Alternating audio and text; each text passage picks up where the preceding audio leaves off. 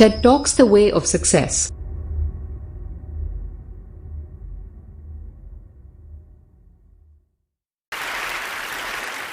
Every single one of us will lose or has already lost something we rely on every single day.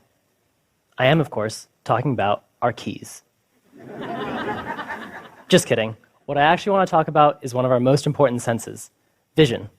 Every single day, we each lose a little bit of our ability to refocus our eyes until we can't refocus at all. We call this condition presbyopia, and it affects 2 billion people worldwide. That's right, I said billion. If you haven't heard of presbyopia, and you're wondering, where are these 2 billion people? Here's a hint before I get into the details.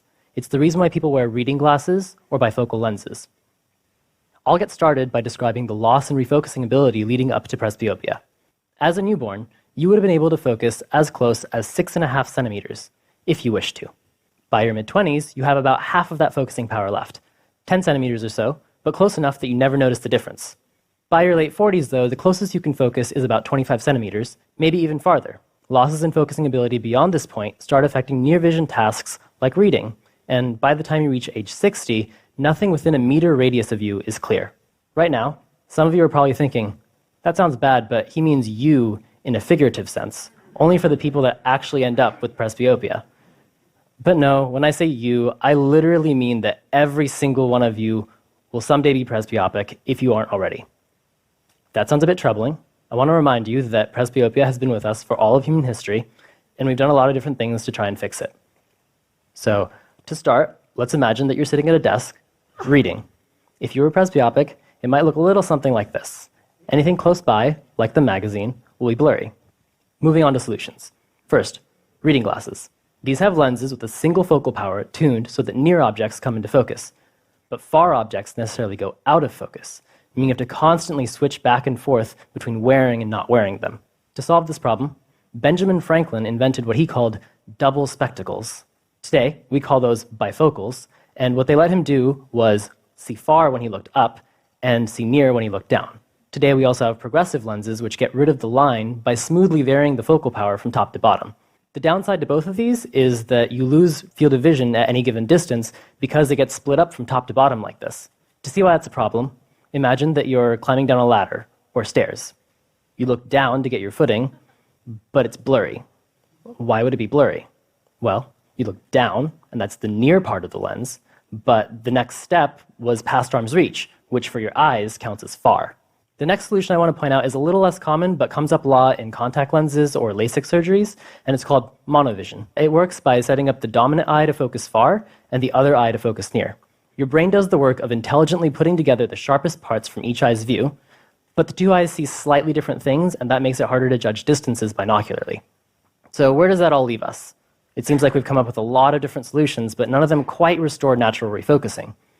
None of them let you just look at something and expect it to be in focus. But why? Well, to explain that, we'll want to take a look at the anatomy of the human eye. The part of the eye that allows us to refocus to different distances is called the crystalline lens. There are muscles surrounding the lens that can deform it into different shapes, which in turn changes its focusing power. What happens when someone becomes presbyopic? It turns out that the crystalline lens stiffens to the point that it doesn't really change shape anymore. Now, thinking back on all the solutions I listed earlier, we can see that they all have something in common with the others, but not with our eyes, and that is that they're all static. It's like the optical equivalent of a pirate with a peg leg. What is the optical equivalent of a modern prosthetic leg? The last several decades have seen the creation and rapid development of what are called focus-tunable lenses. There are several different types: mechanically shifted Alvarez lenses, deformable liquid lenses, and electronically switched liquid crystal lenses. Now, these have their own trade-offs, but what they don't skimp on is the visual experience. Full field of view vision that can be sharp at any desired distance. Okay, great. The lenses we need already exist. Problem solved, right? Not so fast. Focus-tunable lenses add a bit of complexity to the equation.